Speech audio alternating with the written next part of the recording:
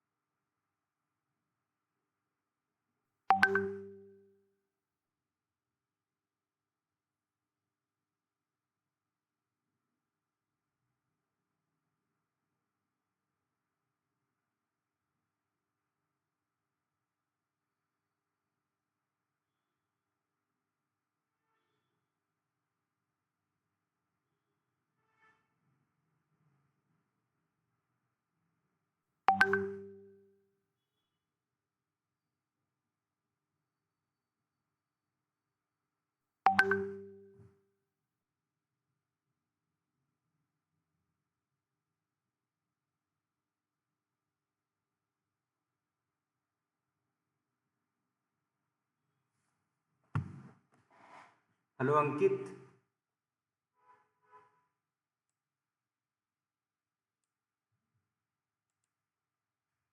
ठीक है जी तो सर। क्लास स्टार्ट करें। हाँ, स्टार्ट करिए।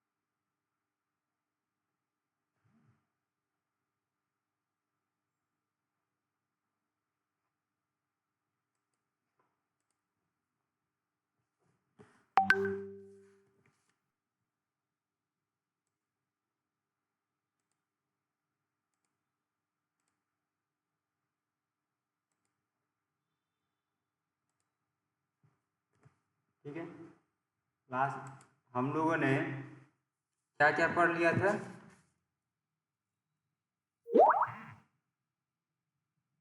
हम लोगों ने पढ़ लिया था सी प्रोग्रामिंग किसे कहते हैं। ठीक है, सी प्रोग्रामिंग किसे कहते हैं। C is a high level general purpose programming language. ठीक है, इसे किसने इन्वेंट किया था। 1972 में डेनिस रिची ने इसे इन्वेंट किया था और लाइनेक्स ऑपरेटिंग सिस्टम के लिए इसको इन्वेंट किया गया था। ठीक है, अब सबसे पहले ये बात आता है कि हम लोगों ने सी प्रोग्रामिंग में प्रोग्रामिंग जान लिया कि प्रोग्रामिंग जो होता है एक मेथड होता है यूजर और कंप्यूटर के बीच कम्युनिकेट करने का। ठीक है, हमने यूजर का हिंदी इंग्लिश और कंप्यूटर का होता है बाइनरी नंबर। तो हमने इतना जान लिया, उसके बाद से हमने सी कंपाइलर अपना एक डेव सी प्लस प्लस ले लिया। उसके बाद से सी टोकन्स जान लिया। अब हमें सबसे नीड ये होती है कि हम प्रोग्रामिंग अब करें कैसे हैं। ठीक है, तो प्रोग्रामिंग के लिए हमने आपको दो प्रोग्रामिंग करके बताया था, इनपुट लेना और आउटपुट लेना। इनपुट लेना क्लियर है सबका। इनपुट लेना सबका क्लियर है। अभिनव, इनपुट लेना क्लियर है। Yes sir. ओके, तो इनपुट लेना अगर क्लियर है तो एक प्रोग्राम इनपुट का और हम बताते हैं। यदि दो इंटीजर वैल्यू को हम इनपुट लेंगे, हमने सिर्फ एज वेरिएबल को इंट में एज नाम का वेरिएबल इनपुट कराया था। अगर दो वेरिएबल इनपुट करना हो तो कैसे करेंगे। तो एक देते हैं, एक प्रोग्राम देख लेते हैं। यदि दो वेरिएबल को हम लोग इनपुट करते हैं तो कैसे करते हैं।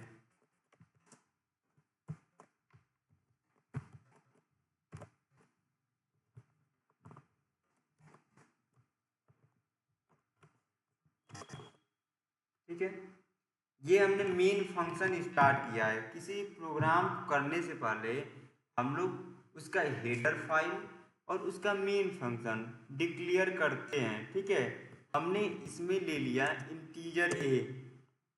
उस दिन क्या लिया था हम लोगों ने, इंटीजर एज नाम का वेरिएबल लिया था। ठीक है, इंटीजर ए नाम का वेरिएबल लिया था, एज नाम का।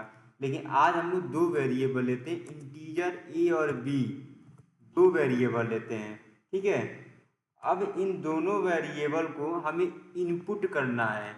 तो हमने बताया था कि प्रिंटफ नाम का फंक्शन लेते हैं, और प्रिंटफ नाम का जो फंक्शन होता है इसमें हम लोग एक मैसेज पास करेंगे, इंटर टू नंबर। क्या मैसेज पास कर देंगे, इंटर टू नंबर। ठीक है, उसके बाद से हम लोग जब प्रिंटफ में ये बता देंगे यूजर को कि दो नंबर इनपुट करना है, फिर उसके बाद से क्या लेंगे, स्कैनफ। स्कैनफ मैंने बताया था आप लोगों को, स्कैनफ का यूज हम लोग जो स्कैनफ में एक आता है %d, %f, %c। जो %d, %f, %c होता है वो क्या यूज करता है, वो ये यूज करता है कि हम लोग किस टाइप के डेटा को इनपुट करा रहे हैं। तो हमारे पास दो वेरिएबल है तो हम लोग दो बार %d लिखेंगे, %d, %d दो बार लिखेंगे। उसके बाद से मैंने बताया था कि किस लोकेशन पे वैल्यू को स्टोर करना है। तो हमने %a और b, ठीक है, a और b हम लोगों ने ले लिया। अब हम लोगों को क्या करना है कि हम लोगों को वैल्यू को प्रिंट कराना है। ठीक है, प्रिंट f, इसमें वैल्यू को हम लोग प्रिंट कराएंगे, value of A equal to %d। ठीक है, ए इक्वल टू %d, और क्या था, और क्या था, ए था। ठीक है, ए लिखेंगे।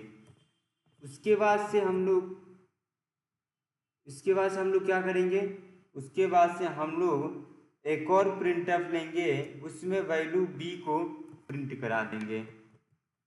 प्रिंटफ एक ही लाइन में भी, एक ही प्रिंटफ में हम दोनों वैल्यू को प्रिंट करा सकते हैं, लेकिन अलग अलग प्रिंटफ में हम लेकर भी एक बार वैल्यू को देखेंगे कैसे प्रिंट होता है। देन हम बताएंगे आपको एक ही लाइन में वैल्यू को कैसे प्रिंट कर देंगे। बी इक्वल टू %d, उसके बाद से हम लोग ले लेंगे बी। ठीक है, अब हम इसे प्रिंट कराएंगे। प्रिंट कराने के लिए हमने दो चीज़ें बताई थी।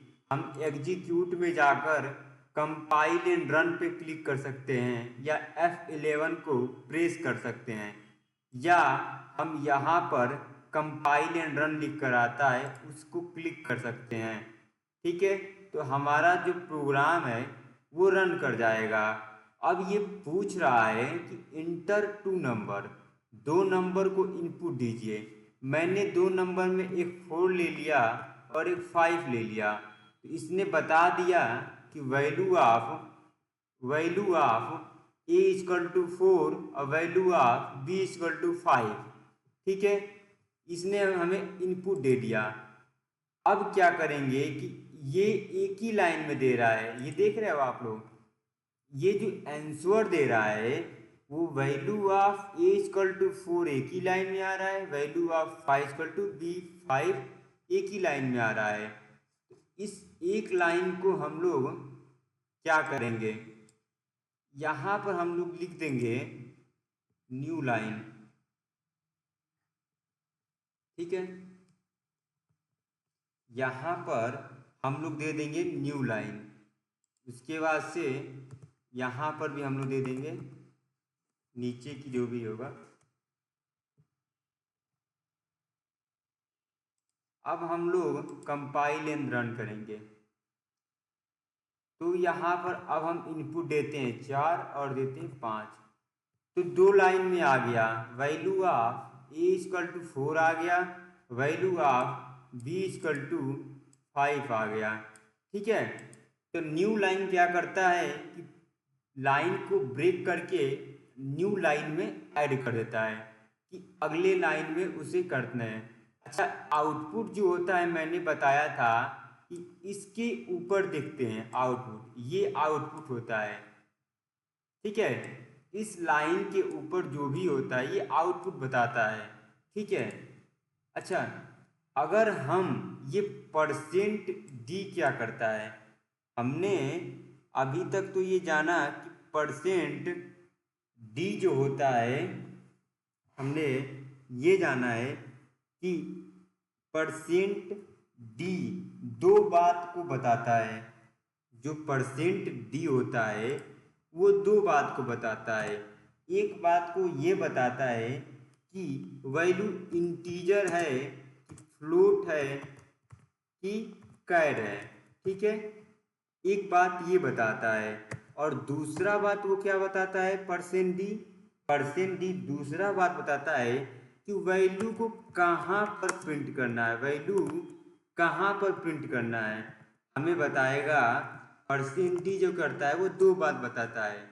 एक बात क्या बताता है कि वैल्यू कौन सा प्रिंट करना है, इंटीजर वैल्यू प्रिंट करना है या कैरेक्टर वैल्यू प्रिंट करना है। अगर इस परसेंट डी को हम उठाकर यहाँ लिख दें, वैल्यू आप यहाँ लिख दें, तो ये क्या बताएगा। अब इसको हम कंपाइल एंड रन करते हैं। इसमें मैंने दिया 4, इसमें मैंने दिया 5। अब ये बताएगा कि वैल्यू को कहाँ पर रखना है, वैल्यू 4 ऑफ ए, मतलब वैल्यू 4 ऑफ है। परसेंट डी मैंने 4 रख दिया, यहाँ पे रख दिया, इसने बताया कि वैल्यू 4 ऑफ है। जो हमारा परसेंट डी होता है वो ये बताता है कि वैल्यू को कहाँ पर रखना है और वैल्यू किस टाइप का है। ठीक है, ठीक है, चलिए, इसके बाद से हमने आपको बताया था कि आउटपुट कैसे देते हैं। आउटपुट देने के लिए हमने आपको एक प्रिंटफ फंक्शन बताया था कि प्रिंटफ फंक्शन से हम लोग कोई भी वैल्यू को प्रिंट करा सकते हैं। ठीक है, इनपुट और आउटपुट नाम का प्रोग्राम हमने पढ़ लिया था। ठीक है, अब हमें पढ़ना है। अच्छा, ये हमने बताया था मेन फंक्शन में ये यहाँ पर कामा क्यों नहीं लगता है। ठीक है, यहाँ पर कामा क्यों नहीं लगता है, मैसेज करिए किसको पता है।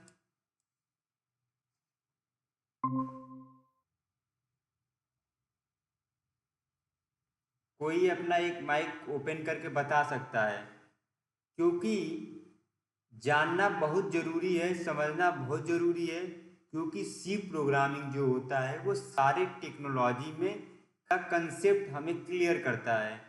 तो आपको हर एक स्टेप हम बताएंगे कि कौन सा फंक्शन क्या काम करता है और कौन से प्रोग्राम क्या करता है। स्टेप बाय स्टेप हम लोग देन अगले अगले प्रोग्राम को करेंगे, उसके बाद से हम लोग कम्प्लेक्स प्रोग्राम करेंगे। ठीक है, तो हमने पूछा है मेन फंक्शन के बाद कामा क्यों लगाते हैं, क्यों नहीं लगाते हैं, नहीं पता है। ओके, हम बता रहे हैं, जो मेन फंक्शन होता है, अच्छा, मल्टी लाइन स्टेटमेंट होता है। तो जहाँ पर हम मल्टी लाइन स्टेटमेंट देते हैं वहाँ पर हम कामा नहीं लगाते हैं। ये जो होता है ये सिंगल लाइन स्टेटमेंट होता है, ये जो होता है सिंगल लाइन स्टेटमेंट होता है। जब हम कामा लगा देते हैं तो हमारा एग्जीक्यूट वहाँ पर स्टॉप हो जाता है। ठीक है, तो सिंगल लाइन स्टेटमेंट में कामा लगाते हैं, अब मल्टीपल लाइन स्टेटमेंट जब हम लिखते हैं तो कामा नहीं लगाते हैं। ठीक है, तो ये याद रखिएगा कि ये जो मेन फंक्शन, ये जो स्टेटमेंट होता है हमारा दो टाइप का होता है। एक होता है मल्टीपल लाइन स्टेटमेंट और एक होता है सिंगल लाइन स्टेटमेंट। ठीक है, तो इतना क्लियर हुआ आपको कि कामा क्यों नहीं लगाते हैं? किसी को डाउट हो या जो भी उसे लग रहा हो कि हमें समझ में नहीं आ रहा है, वो माइक अपना ऑन करके पूछ सकता है कि सर हमें ये समझ में नहीं आ रहा है, तो देन हम उसको बताएंगे। क्योंकि अभी हमने बताया कि सी को सीखना मोस्ट इम्पॉर्टेंट है। ठीक है, अब देन हम आगे चलते हैं। तो हम लोगों ने क्या पढ़ा है कि स्टेटमेंट पढ़ा है। अच्छा, कल हमने बताया था, परसों जब क्लास लिया था हमने, तो ये आप लोग को बताया था कि कीवर्ड होते हैं, टोकन होते हैं, सी के कुछ टोकन होते हैं। कौन कौन से टोकन होते हैं? कीवर्ड होते हैं, आइडेंटिफायर। हम लोग एक बार फिर लिख लेते हैं, सी के टोकन्स होते हैं, टोकन्स। सी के टोकन्स क्या होते हैं? किसी भी वस्तु, किसी भी अगर कोई रूम है उसे खोलना है तो हमें किसी ना किसी की ज़रूरत पड़ेगी। किसी ताले को ओपन करना है तो हमें किसी की ज़रूरत पड़ेगी।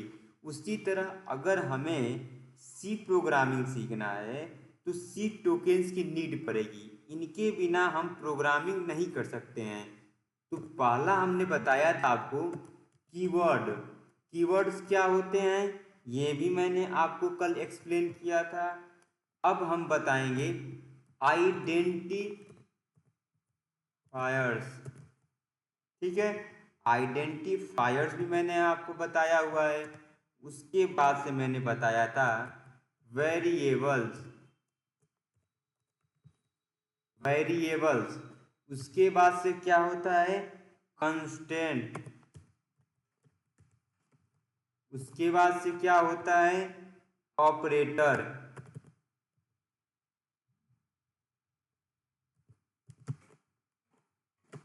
ऑपरेटर्स। उसके बाद से क्या होता है? उसके बाद से होता है फंक्शंस। उसके बाद से क्या होता है? Header files.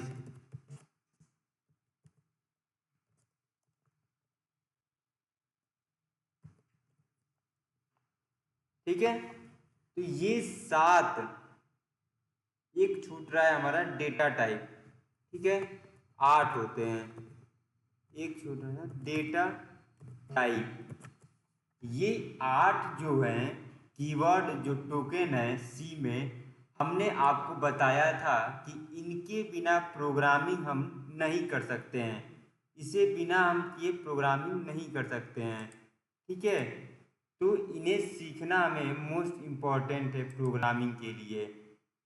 ठीक है, तो इनके बिना हम प्रोग्रामिंग नहीं कर सकते हैं।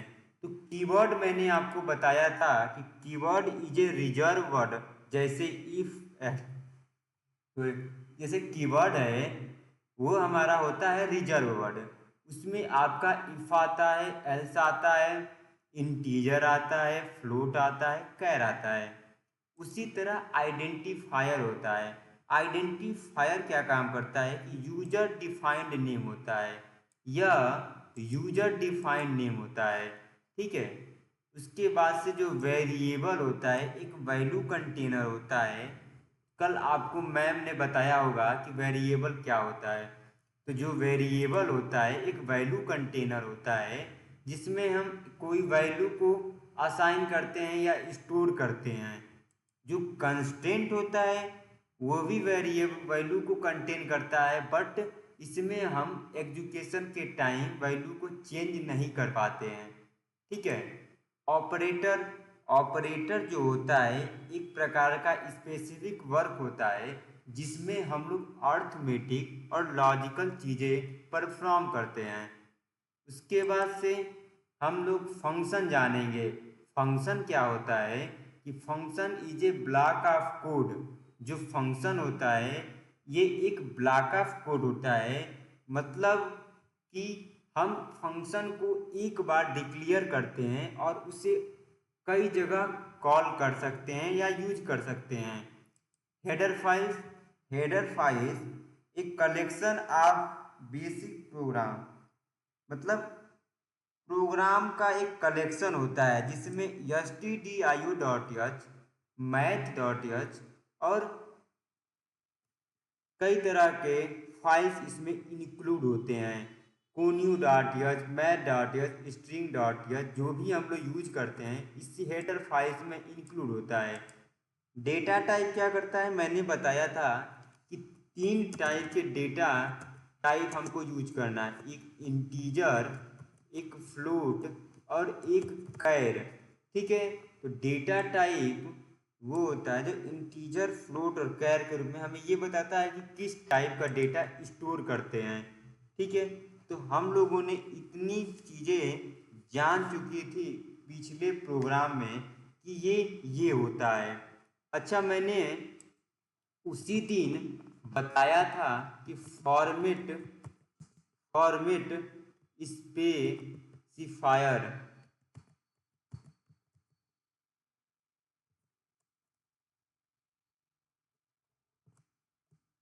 मैंने बताया था कि फॉर्मेट स्पेसिफायर्स क्या होते हैं।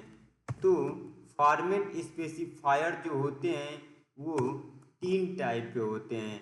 एक होता है %c और एक होता है %f। ठीक है, %d जो होता है वो हमारा इंटीजर वैल्यू को रिप्रेजेंट करता है और %c जो होता है वो फ्लोट वैल्यू को रिप्रेजेंट करता है और %c जो होता है वो कैर मतलब कैरेक्टर वैल्यू को प्रिंट करता है।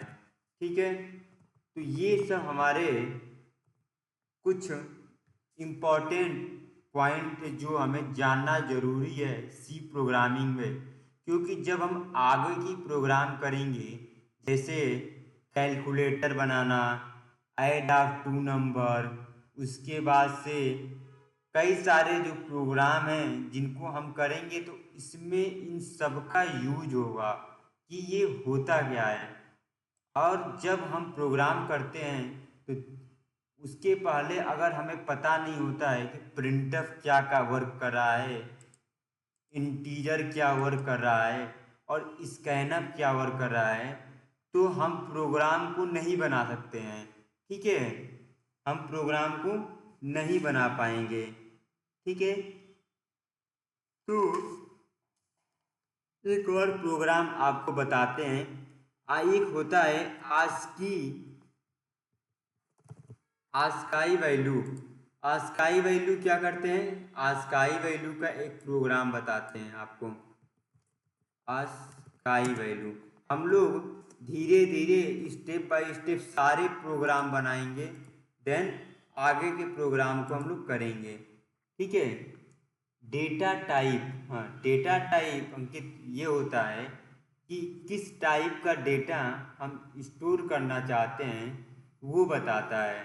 ठीक है, तो हम स्टेप बाय स्टेप आगे चलेंगे। आस्काई वैल्यू जो होता है इसका फुल फॉर्म होता है अमेरिकन अमेरिकन स्टैंडर्ड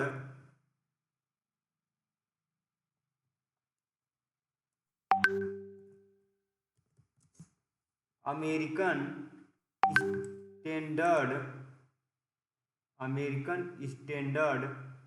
उसके बाद से होता है code for information information information interchange. ठीक है, आस्काई वैल्यू जो होता है उसका फुल फॉर्म जो होता है वो ये होता है कि American standard code for information interchange. इसका मतलब क्या होता है, किसी को पता है आस्काई वैल्यू का मतलब क्या होता है? तो इसका मतलब ये होता है कि हमारे पास जितने भी कैरेक्टर होते हैं उनका एक न्यूमेरिक वर्ड पहले से प्री डिफाइंड होता है। जैसे कंप्यूटर में ए है तो ए का आस्काई वैल्यू पहले से डिफाइंड 65 होता है। बी का आस्काई वैल्यू पहले से डिफाइंड 66 होता है, क्योंकि अगर हमें डेसिमल टू बाइनरी नंबर में किसी वैल्यू को चेंज करना होता है तो हम बी और ए को डेसिमल में चेंज नहीं कर सकते हैं। तो वैसे ही हर एक कैरेक्टर का आस्काई वैल्यू होता है, जैसे ए का 65, बी का 66, सी का 67, उसके बाद से जेड का 90 होता है।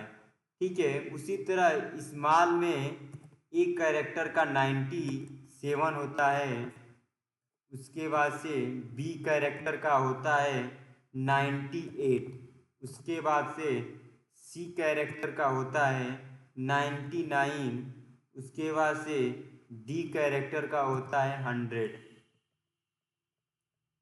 ठीक है,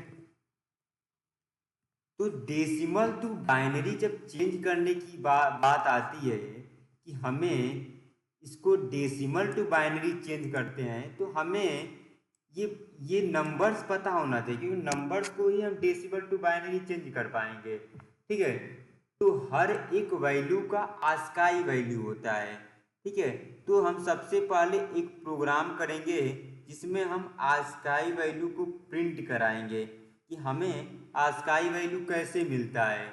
तो एक प्रोग्राम हम बनाते हैं।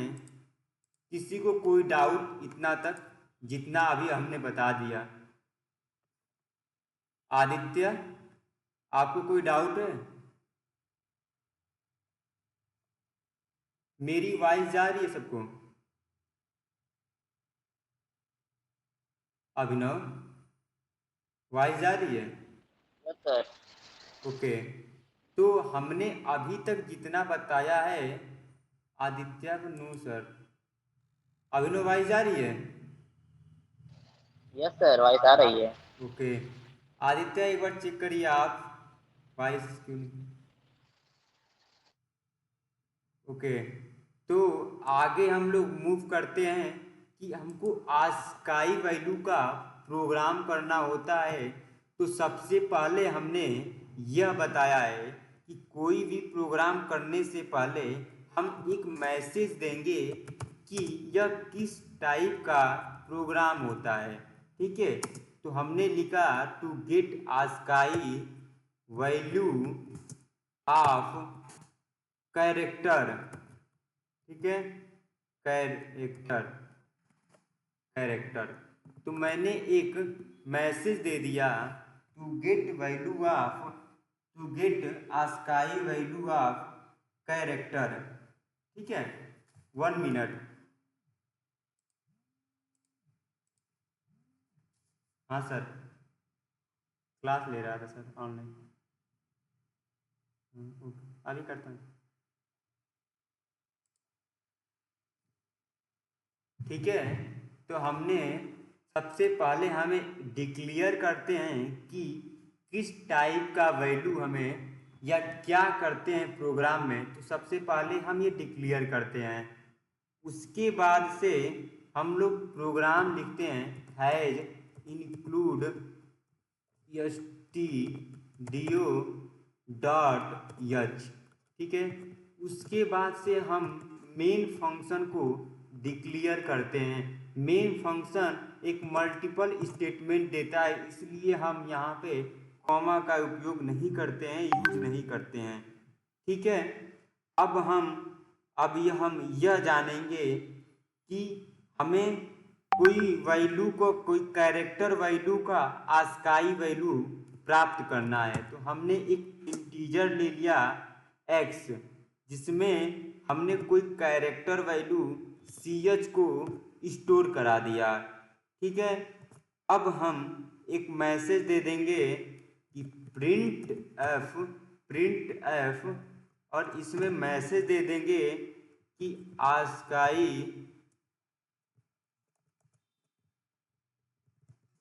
आस्काई इक्वल टू %d, ठीक है। उसके बाद से जो x वेरिएबल में ch को हमने इंक्लूड किया है वह लिख देंगे, ठीक है। अब हम इसको सेव करते हैं, प्रोग्राम 4.cpp, इसको एग्जीक्यूट करते हैं, ठीक है। तो इसने एक एरर दिया है, इंट x इक्वल टू मैंने लिया है ch, ठीक है। इसने एरर क्यों दिया है, इसलिए दिया है, देखिए एक बार यहाँ पर इसलिए दिया है कि इंटीजर x इक्वल टू हमने ch लिया है।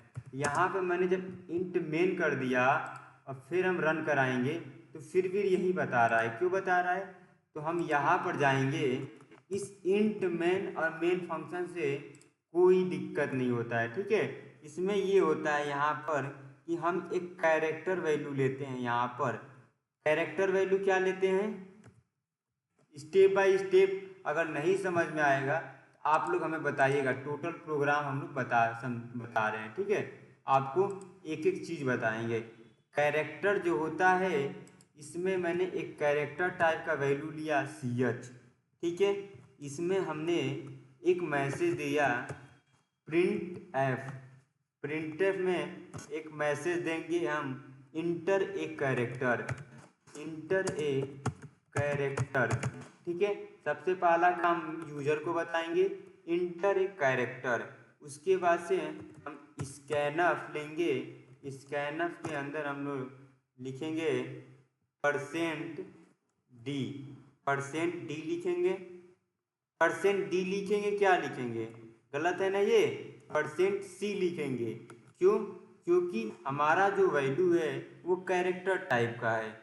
उसके बाद से हम लोग लिखेंगे मेमोरी एड्रेस, बताएंगे कि कहाँ पर है, तो इसके लिए $ch, ठीक है, ch को हम लोग लिख लेंगे। उसके बाद से हम लोग काम आ देंगे। उसके बाद से हम लोग एक प्रोग्राम ये किए, इंट x में ch को वेरिएबल को पुट कर दिए हैं और प्रिंटअप में आस्काई वैल्यू %d x को हमने प्रिंट कर दिया। अब इस वैल्यू को हम लोग रन कराते हैं, ठीक है। तो इसमें इसने कहा कि हमने यहाँ पर क्या लिखा था, प्रिंटअप में एक वैल्यू को कैरेक्टर का मैंने मैसेज दिया यूजर को कि आप एक वैल्यू इंटर एक कैरेक्टर नंबर का इनपुट कीजिए। इनपुट लेना हमने बताया था इतना प्रोग्राम में, ठीक है। तो इनपुट मैंने करा दिया।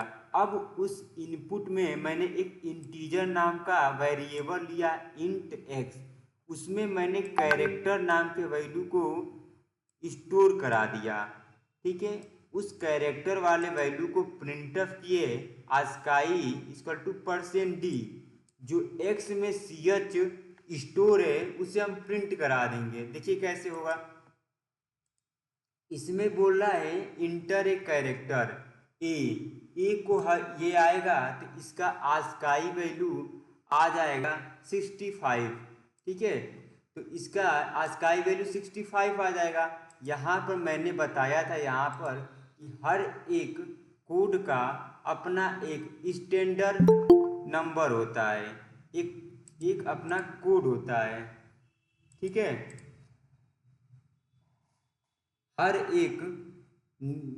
एक कैरेक्टर का अपना एक स्टैंडर्ड नंबर होता है 65 मैंने बताया था पहले ही कि ए का नंबर 65 है। अगर यहीं पर हम लोग इसे रन कराते हैं और यहाँ पर हम लोग जी लिखते हैं, जी, तो आस्काई वैल्यू जी का 103 है, ठीक है। आप लोग को दिखाई दे रहा होगा कि आस्काई वैल्यू जी का 103 है। तो ये होता है आस्काई वैल्यू निकालने का तरीका, जिसमें हमने अभी तक जो चीज़ें पढ़ा है इनपुट और आउटपुट लेने का, वही चीज़ें हम इसमें यूज कर रहे हैं। हमने यूजर को एक मैसेज पहले देंगे कि हम एक कैरेक्टर ऐड करना चाहते हैं, उसके बाद से उस कैरेक्टर किस टाइप का यूज करते हैं, परसेंट सी जो होता है वो ऑन द स्क्रीन किस टाइप का कैरेक्टर या किस टाइप का मैसेज प्रिंट करना है वो बताता है। उसके बाद से किस लोकेशन पे करना है ये बताता है। उसके बाद से हमने ये लिया कि एक इंटीजर नाम का वैल्यू x ले लिया, उसमें कैरेक्टर नाम के वैल्यू को स्टोर करा लिया। Variable is a value container, जिसमें हम किसी वैल्यू को स्टोर करते हैं। ठीक है, इंटीजर फ्लोट कैर, इंटीजर नाम के वेरिएबल में मैंने ch नाम का कैरेक्टर स्टोर करा दिया।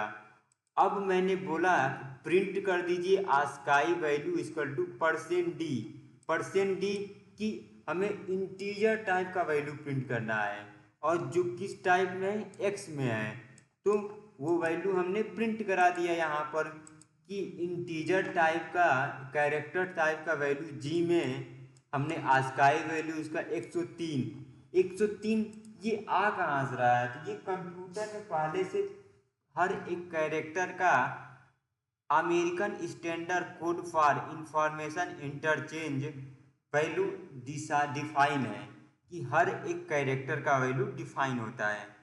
ठीक है, इतना सबको समझ में आया?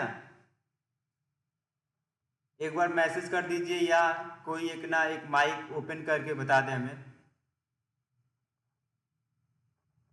आदित्य, समझ में आया तुमको? ओके, देन हम आगे चलते हैं। ठीक है, हम लोग आगे अब ये पढ़ेंगे कि हमने ये पढ़ लिया कि इनपुट कैसे लेते हैं और ये पढ़ लिया आउटपुट कैसे लेते हैं। फिर हमने एक नंबर का आस्काई वैल्यू का प्रोग्राम बना लिए। ठीक है, तो हमें कोई वैल्यू ऐड करना हो, 2 नंबर ऐड करना हो तो कैसे ऐड करेंगे? ठीक है, तो हमें 2 नंबर ऐड करना हो तो कैसे ऐड करेंगे? ठीक है, ठीक है, तो हम लोग एक और प्रोग्राम देखेंगे, ऐड अ 2 नंबर।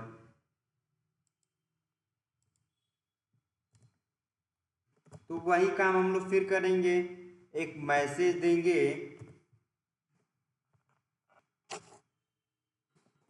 2 number addition.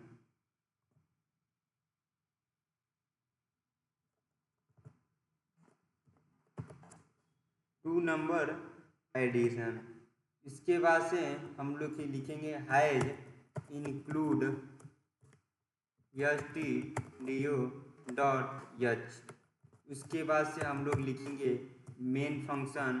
उसके बाद से लिखेंगे हम लोग एक इंटीजर नाम का वेरिएबल ले लेंगे, इसमें ले लेंगे ए ले बी और सी, 3 वेरिएबल हमने ले लिया इंट ए बी सी। उसके बाद से हम लोग मैसेज देंगे print F inter 2 number, inter 2 number, inter 2 number. ठीक है, उसके बाद से हम लोग स्कैनर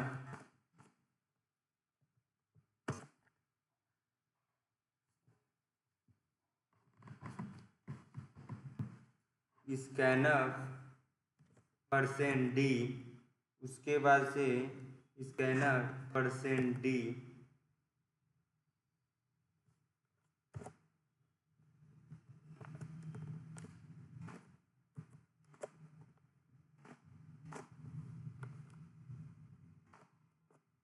ठीक है। उसके बाद से हम लोग यहाँ पर लिखेंगे C equal to A plus B।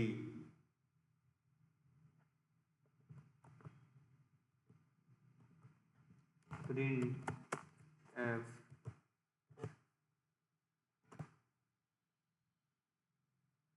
Some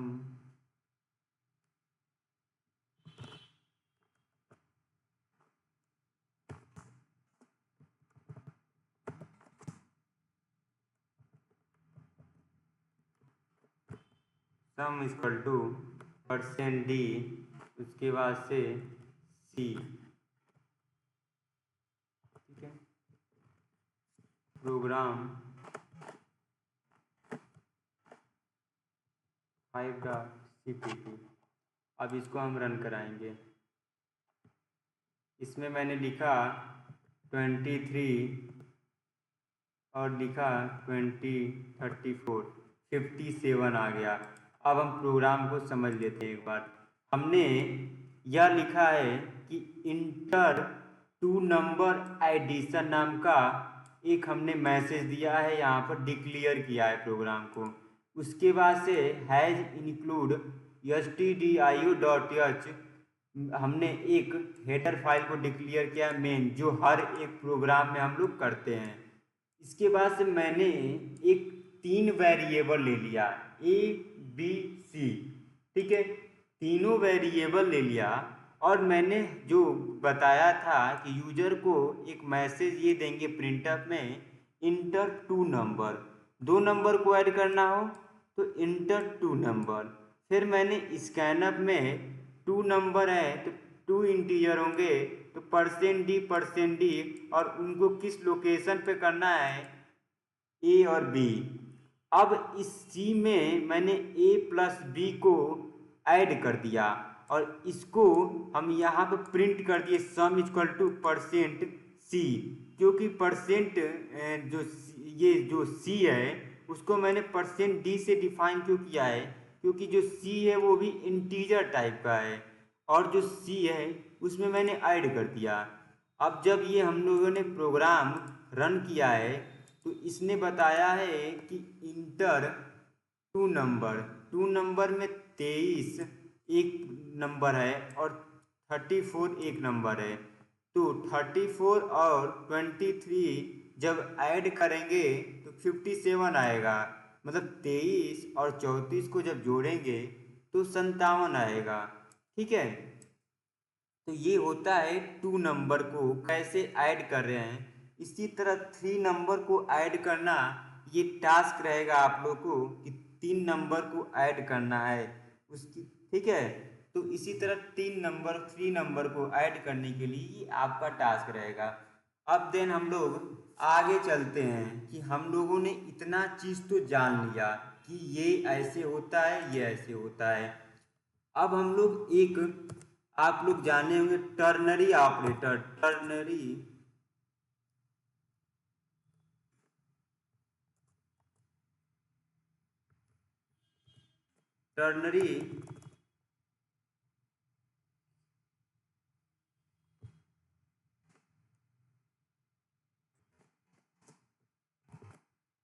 operator. Ternary operator को ही कंडीशनल ऑपरेटर भी कहते हैं।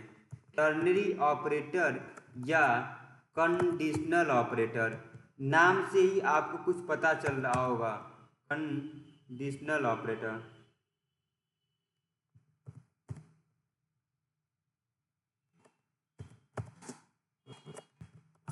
ठीक है, टर्नरी ऑपरेटर या कंडीशनल ऑपरेटर, इसमें क्या होता है कि हमें कोई कंडीशन देना होता है कि किसी भी नंबर का कोई कंडीशन देना होता है।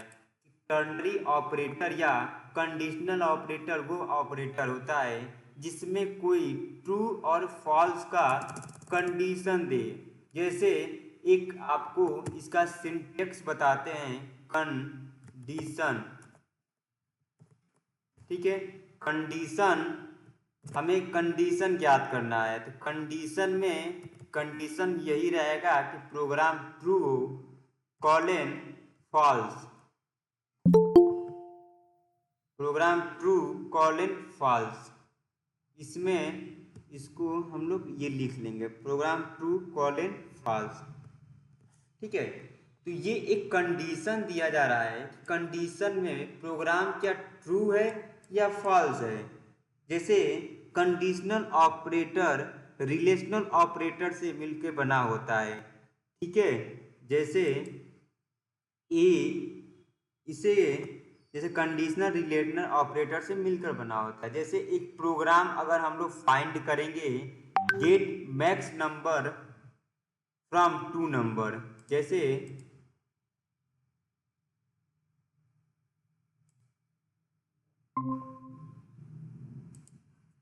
ठीक है, सबको समझ में आ रहा है? अभिनव समझ में आ रहा है आपको? Yes sir. ओके, सभी लोग अगर समझ में नहीं आए तो माइक ओपन करके हमें बता सकते हैं, क्योंकि सी प्रोग्रामिंग का स्टेप बाय स्टेप हम आपको हर एक चीज़ बताएंगे। ठीक है, आप लोग शायद सेकेंड सेमेस्टर में सी प्रोग्रामिंग पढ़ा भी होगा। ठीक है, तो टर्नरी ऑपरेटर या कंडीशनल ऑपरेटर में एक कंडीशन दिया जाता है कि प्रोग्राम हमारा ट्रू है या फॉल्स है, तो कंडीशन ट्रू और फॉल्स। ठीक है, अब हम एक प्रोग्राम बनाएंगे इसी का, कि देखेंगे कि कंडीशन देते कैसे हैं। कंडीशन तो हमने एक सिंटेक्स में जान लिया कि टर्नरी ऑपरेटर वो ऑपरेटर होता है जिसमें ट्रू और फॉल्स का कंडीशन देते हैं। तो हम कंडीशन को कैसे पता करेंगे कि ये ट्रू और फॉल्स है? ठीक है, तो एक प्रोग्राम बनाएंगे हम लोग किस नाम का, एक हम प्रोग्राम ये बनाएंगे कि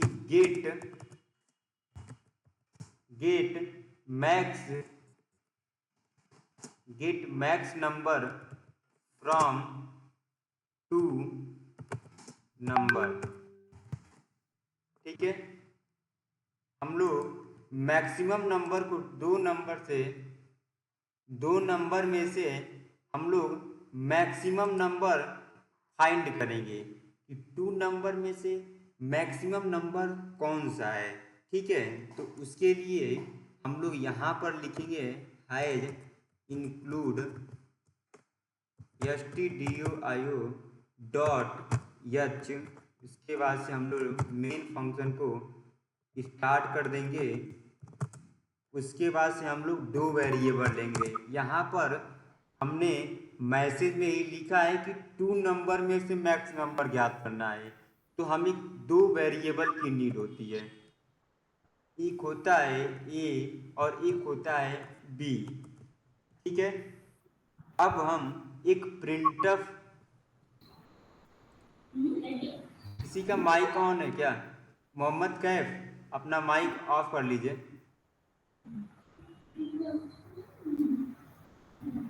आपको कुछ डाउट है तो पूछ सकते हैं।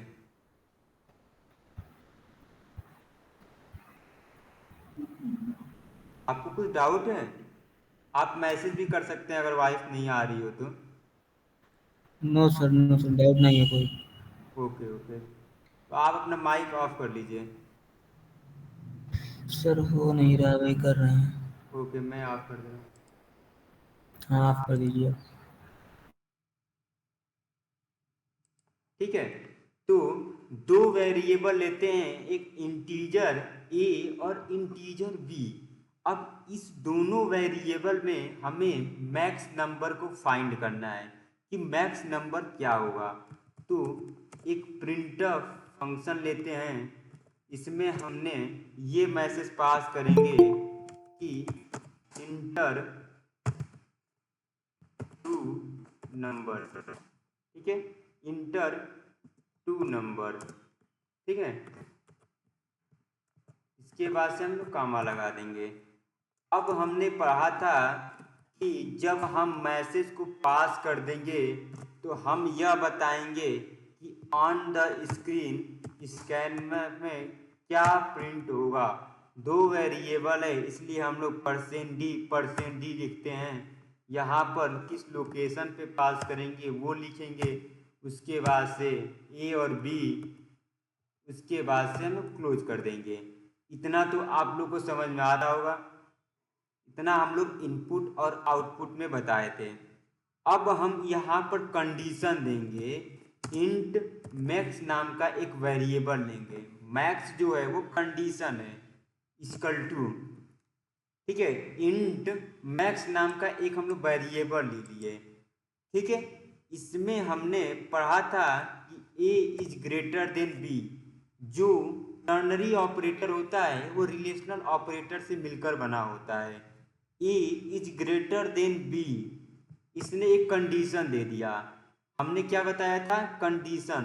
तो ए इज ग्रेटर देन बी नाम का एक कंडीशन दे दिया। इसके बाद से मैंने बताया ए या ट्रू हो सकता है या बी फॉल्स हो सकता है, उसके बाद से कामा। यही नाम का एक कंडीशन सिंटेक्स हमने बताया था कि कंडीशन यह है कि ए बी से बड़ा हो सकता है या ए ट्रू हो सकता है या बी फॉल्स हो सकता है।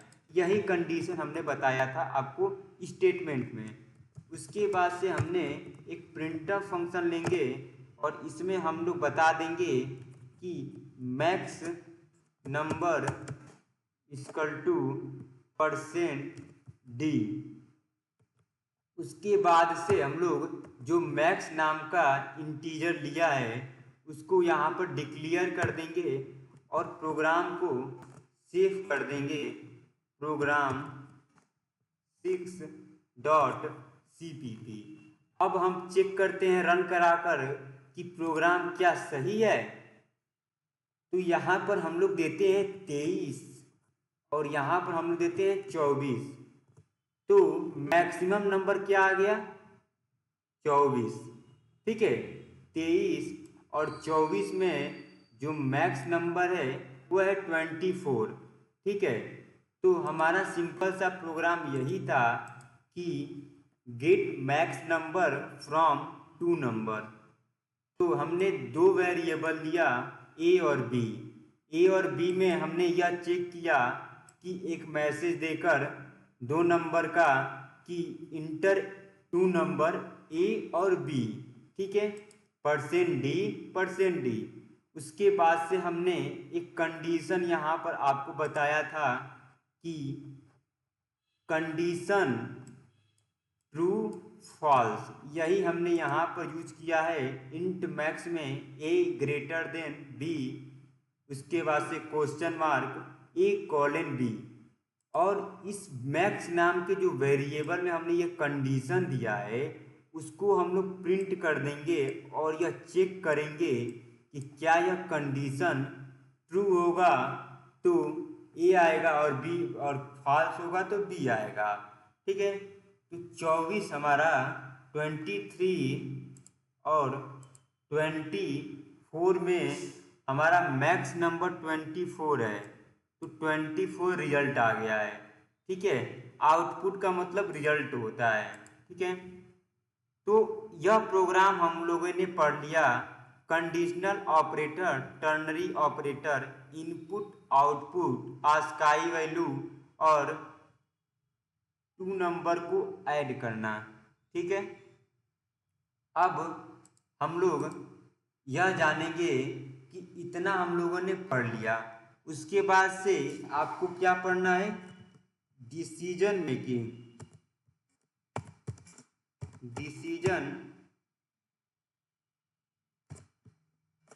Decision making. ठीक है, किसी को इतना में डाउट है जितना मैंने बताया है अभी तक, इसमें किसी को डाउट है? जिसको डाउट है एक बार माइक ओपन कर ले और हमसे पूछ ले। अंकित, आपको डाउट है? अंकित, आवाज जा रही है? अभिनव, आवाज जा रही है आपको? Yes sir. तो अगर किसी को डाउट हो तो हमसे पूछ सकता है। आपको अभिनव डाउट है कि क्लियर है सारा? क्लियर है सर। ओके ओके, तो हम लोग डिसीजन मेकिंग में चलते हैं। डिसीजन मेकिंग यह होता है कि प्रोग्राम को कैसे कंट्रोल करते हैं। मान लो कि एक हमने यहाँ पर प्रोग्राम बना दिया, हैज, ठीक है, हैज इंक्लूड stdio.h। उसके बाद से हमने बना दिया मेन फंक्शन। उसके बाद से हमने बना दिया प्रिंटफ, इसमें लिख दिया वेलकम। उसके बाद से मैंने लिख दिया प्रिंटफ। इसमें लिख दिया इकाना टेक्नोलॉजीज। इसके बाद से हमने लिख दिया वेलकम इकाना टेक्नोलॉजीज। ठीक है, तो इस प्रोग्राम को हम लोग जब रन करेंगे, प्रोग्राम 7.cpp, तो इसमें क्या है कि जब हम प्रोग्राम को रन करेंगे तो ये सारा वेलकम इकाना टेक्नोलॉजीज लिख कर आ जाएगा, वेलकम इकाना टेक्नोलॉजीज। ठीक है, यह लिख कर आ गया। तो इस प्रोग्राम को कैसे हम कंट्रोल करेंगे, यही चीज हमें बताता है डिसीजन मेकिंग। प्रोग्राम को कंट्रोल करता है, कंट्रोल। ठीक है, प्रोग्राम को कंट्रोल करता है डिसीजन मेकिंग। डिसीजन मेकिंग करता है कि प्रोग्राम को कैसे कंट्रोल किया जाए। ठीक है, अब हम इस डिसीजन मेकिंग में क्या क्या पढ़ेंगे। एक पढ़ेंगे सिंपल इफ। ठीक है, उसके बाद से हम लोग पढ़ेंगे इफ एल्स। उसके बाद से हम लोग पढ़ेंगे नेस्टेड इफ, नेस्टेड इफ। उसके बाद से हम लोग पढ़ेंगे लैडर इफ। ठीक है, तो इतना हम पढ़ेंगे डिसीजन मेकिंग में कि डिसीजन मेकिंग में सिंपल इफ कैसे वर्क करता है, इफ एल्स कैसे वर्क करता है, नेस्टेड इफ कैसे वर्क करता है और लैडर इफ कैसे वर्क करता है। ठीक है, तो सिंपल इफ का एक प्रोग्राम बनाएंगे और देखेंगे कि कैसे सिंपल इफ वर्क करता है। ठीक है, तो हम इसी में एक प्रोग्राम बनाते हैं इफ का। ठीक है, तो इफ का प्रोग्राम हम लोग यहाँ पर बनाते हैं। इससे पहले हम लोग यहाँ पर एक मैसेज दे देंगे। ठीक है, यहाँ पर हम लोग एक मैसेज दे देंगे इफ कंडीशन। इफ कंडीशन का प्रोग्राम हम लोग बना रहे हैं।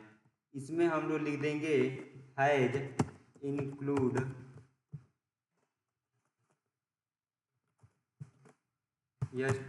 stdio.h। उसके बाद से हम लोग मेन फंक्शन को डिक्लेयर करेंगे। ठीक है, उसके बाद से हम किसी वैल्यू को स्टोर करेंगे इंटीजर नाम के ए वेरिएबल में। हमने किसी वैल्यू को स्टोर कर दिया। अब हम यह चेक करेंगे इफ कंडीशन का यूज करके। देखो यहाँ पर भी जैसे मेन फंक्शन में मल्टीपल लाइन होते हैं स्टेटमेंट, वैसे इफ के भी आगे हम लोग सेमी कॉलन का यूज नहीं कर सकते हैं। हम लोग ए इज ग्रेटर देन 10 हमने यह बता दिया कंडीशन, और इसके आगे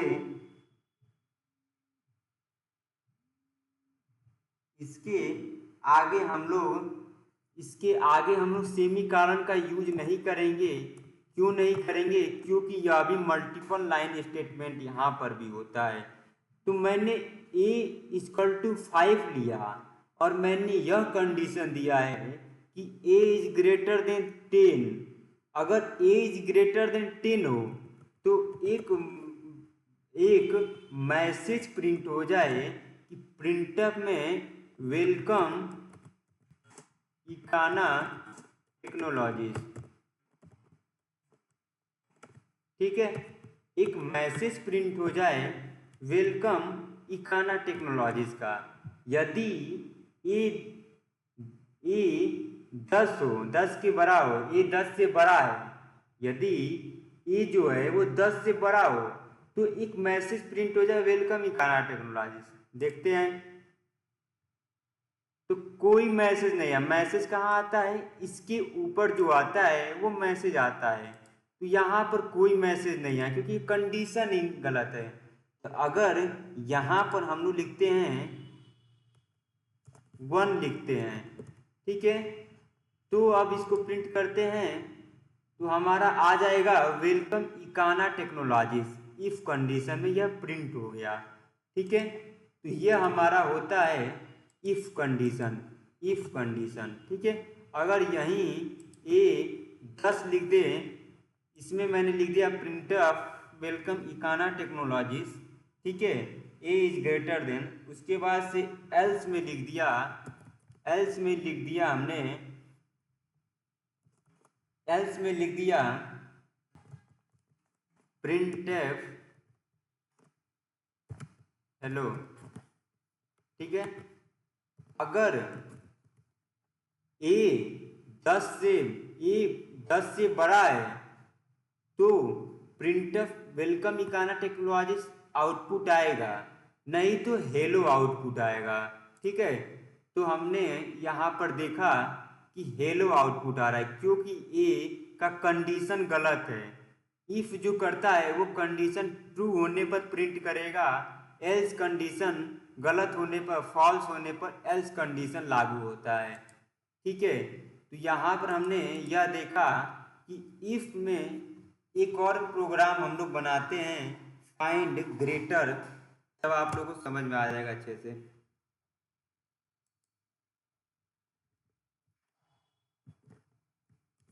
ठीक है, एक और प्रोग्राम हम लोग बनाते हैं फाइंड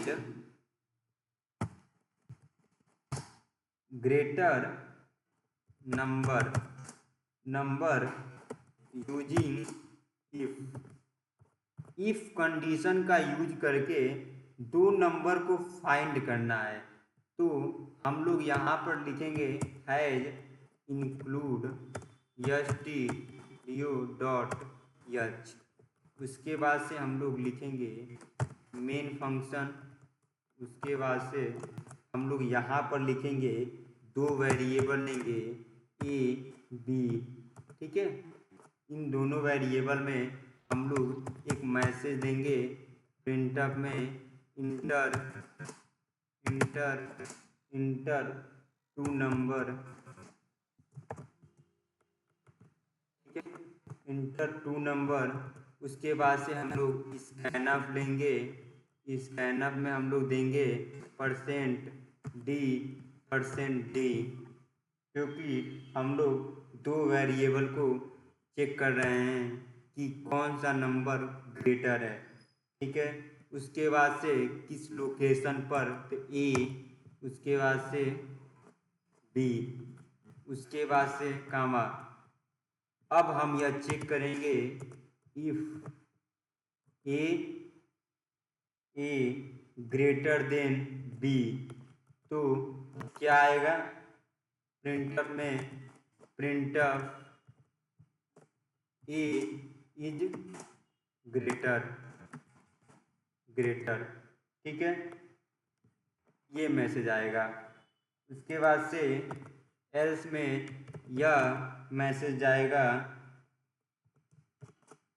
कि प्रिंटफ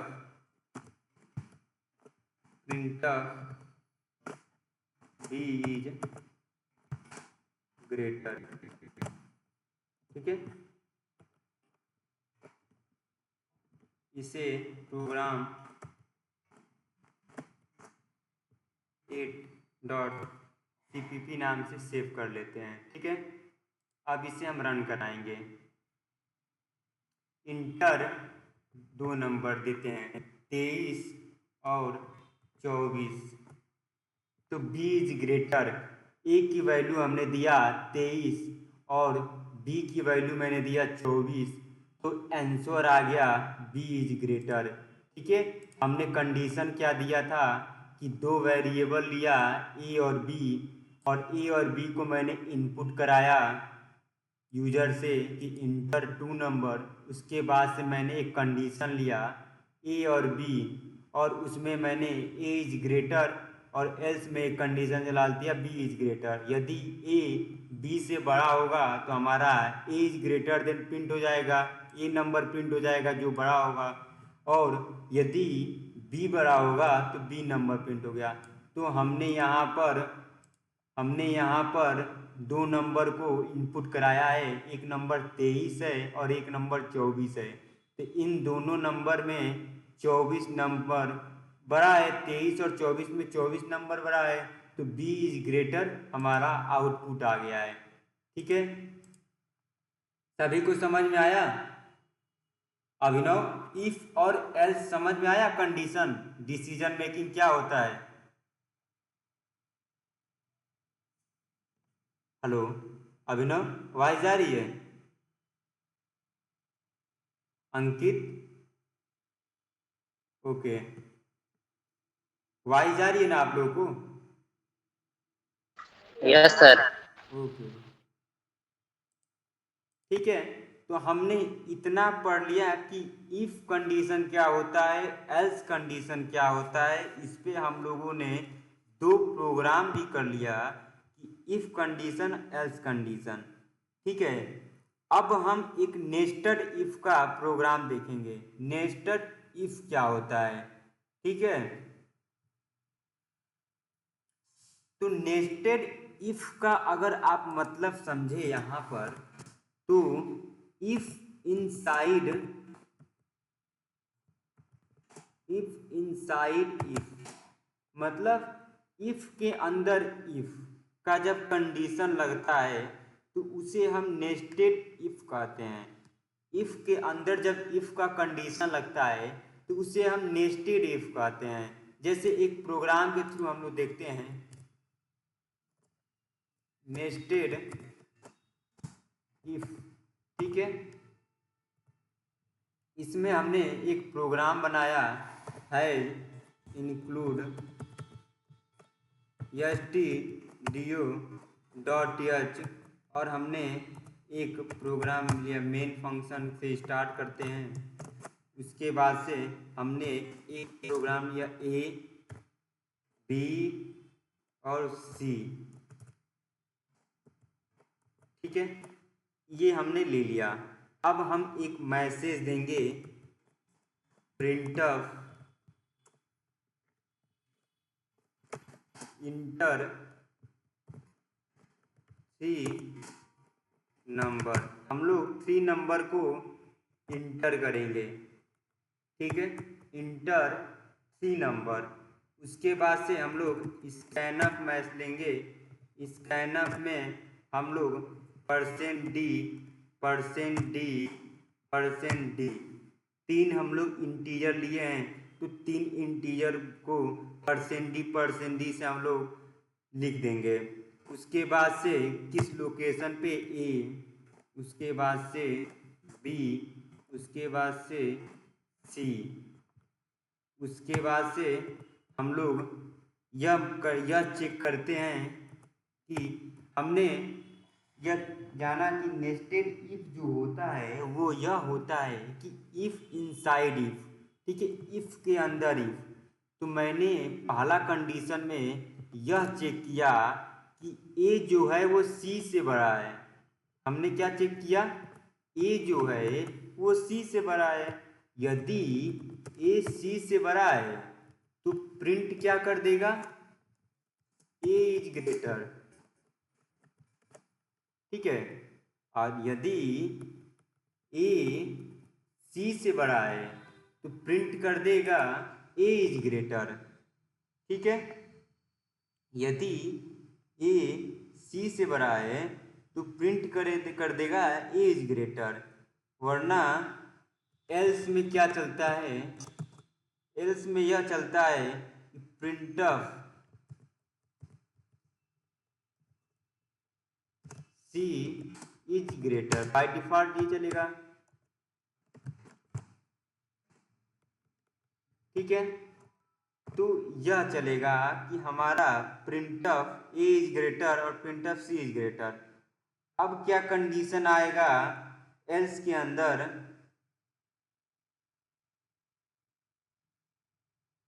नहीं तो हमारा क्या आएगा? एल्स के अंदर यह आएगा कि इफ में एक कंडीशन यह देखेंगे, यदि बी इज ग्रेटर देन सी। यहाँ पे यह चेक किया ए सी से बड़ा हो। अब ए के बाद यहाँ यह चेक करेंगे एल्स में फिर से कि बी अगर सी से बड़ा है तो प्रिंट कर देगा printf b is greater,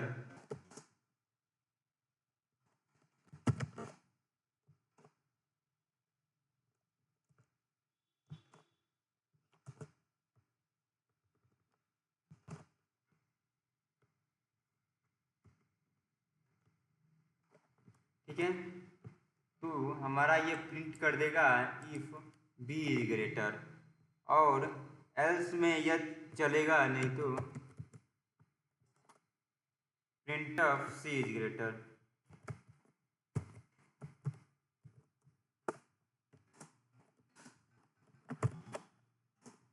ठीक है, तो हमारा ये कंडीशन चलेगा। अब इसको हम चेक कर लेते हैं, प्रोग्राम 9.cpp।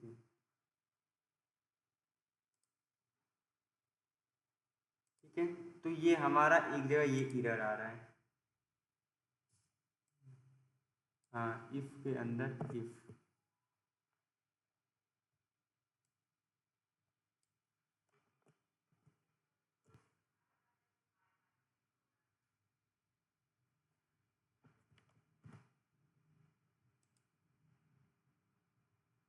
ठीक है, इसमें हमने दिया 2 और दिया 4 और दिया 5, तो c इज ग्रेटर। इसमें 2, 4 और 5 में सबसे बड़ा क्या है 5, तो c इज ग्रेटर हमारा लिख कर आ गया। इफ के अंदर इफ का कंडीशन देना, यहाँ पर हमने लिखा है कि a is greater then c, else यदि ए के अंदर ए सी से बड़ा होगा तो ए तो प्रिंट हो जाएगा, वरना बाय डिफॉल्ट में एल्स के अंदर एक फिर कंडीशन चलेगा इफ का, if b is greater than c तो प्रिंट ऑफ बी करेगा, else c is greater than. जैसे इसे एक बार और रन करते हैं और यहाँ पर हमने देते हैं 10 और देते हैं 12 और देते हैं 7, तो यहाँ पर आप लोग यहाँ देख रहे हैं कि यहाँ पर एक मैसेज ये दिया है कि b is greater than C, यदि c से भी बड़ा b होगा तो c is greater than print कर देगा।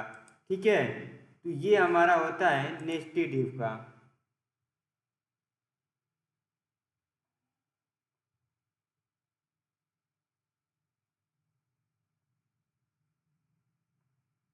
Hello Abhinav, yes sir. समझ में आ रहा है Abhinav? Yes sir, yes sir. Okay, तो हम लोगों ने आज नेस्टेड इफ तक पढ़ लिया है कि नेस्टेड इफ क्या होता है, इफ कंडीशन क्या होता है, एल्स कंडीशन क्या होता है।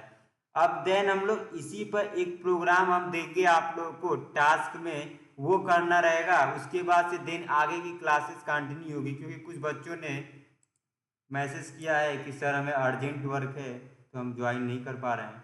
तो फिर देन हम अगले कल से कंटिन्यू क्लास का टाइमिंग हम चेंज कर दें। अभिनव, क्लास का टाइमिंग चेंज कर दें। कर दीजिए सर, मैसेज कर दीजिए ग्रुप में, जिसमें ओके टेबल ओके, रहेगा बताएंगे। ठीक ठीक, ओके। तो हम कल आज क्लास का टाइमिंग बताएंगे कि क्या क्या टाइमिंग रहेगी। ठीक है, तो आप लोगों को इतना से हम लोग कल की क्लासेस पढ़ेंगे, इतना आप लोग रिवीजन कर लीजिएगा। जितने भी नोट्स है आपको एक नोट्स गूगल ड्राइव में हम उसे अपलोड कर देंगे और ग्रुप में शेयर कर देंगे। जितने भी नोट्स होंगे, प्रोग्राम होंगे, वो आपको मिलते रहेंगे। रिकॉर्डेड वीडियो भी हम आपको प्रोवाइड कर देंगे कल तक। ठीक है, okay okay sir. Okay okay.